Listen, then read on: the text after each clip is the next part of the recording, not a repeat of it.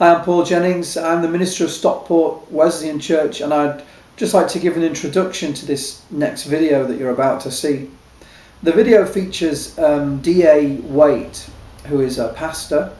He is the author of a book called Defending the King James Bible.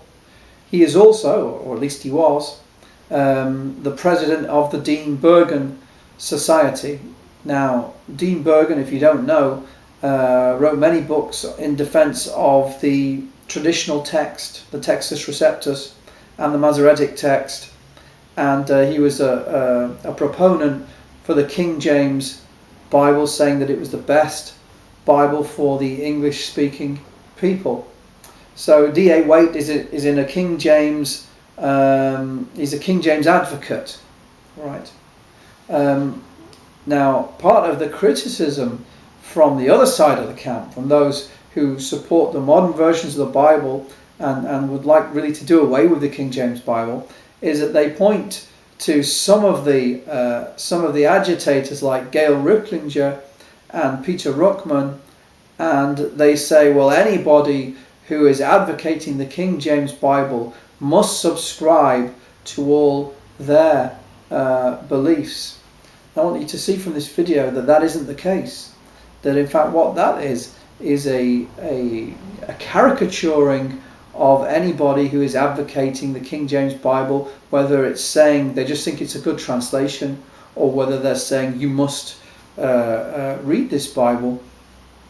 That within the camp of King James advocates, not everybody is saying the same thing. I think the King James only debate has become a real dirty business.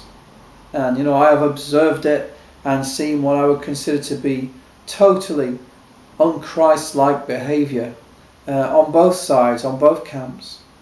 Am I going to enter into the King James only debate? Not a chance. I hope you enjoy this video. God bless. No translation must ever replace God's Hebrew, Aramaic, and Greek words. That's the issue I want to present this evening, because there are some that are doing this. Beware of accepting extreme King James positions. After 400 years of its existence, we must not blacken the good name of our King James Bible by accepting the extremist position of discarding God's original words of Hebrew, Aramaic, and Greek and replace them with man's translated words of English in our King James Bible. We're not diminishing our King James Bible, but we're exalting God's words, Hebrew, Aramaic, and Greek, above any translation.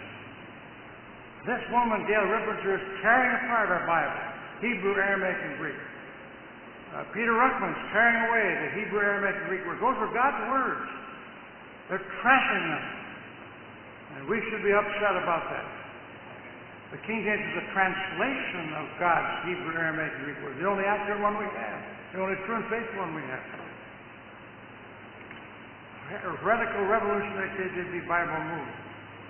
During last year, 2010, I discovered that there is a very well-organized, yet deceptive, revolutionary movement that seeks to replace God's Hebrew, Aramaic, and Greek Bible words with the English KJV. This movement deifies the English words of the King James Bible as inspired of God and God-breathed. The leader of this heretical revolution is a lying woman named Gail Riplinger. What do I mean by a lying woman? I will see a little bit later. We don't depreciate and downplay the King James Bible, but we must never downplay God's Hebrew, Aramaic, and Greek words.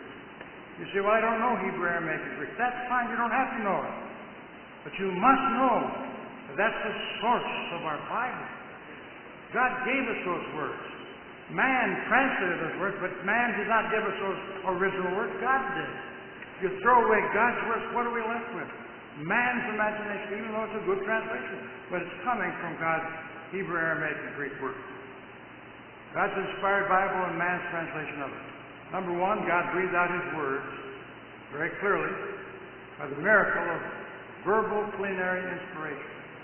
He did this in 3 languages: Hebrew, a little Aramaic, and Greek. Those are the only languages God spoke. No English, Spanish, French, German, Swahili, nothing. just Hebrew, Aramaic, and Greek. Number two, man, not God, man, has translated God's breathed out Hebrew, Aramaic, and Greek words into accurate English words in the King James Bible.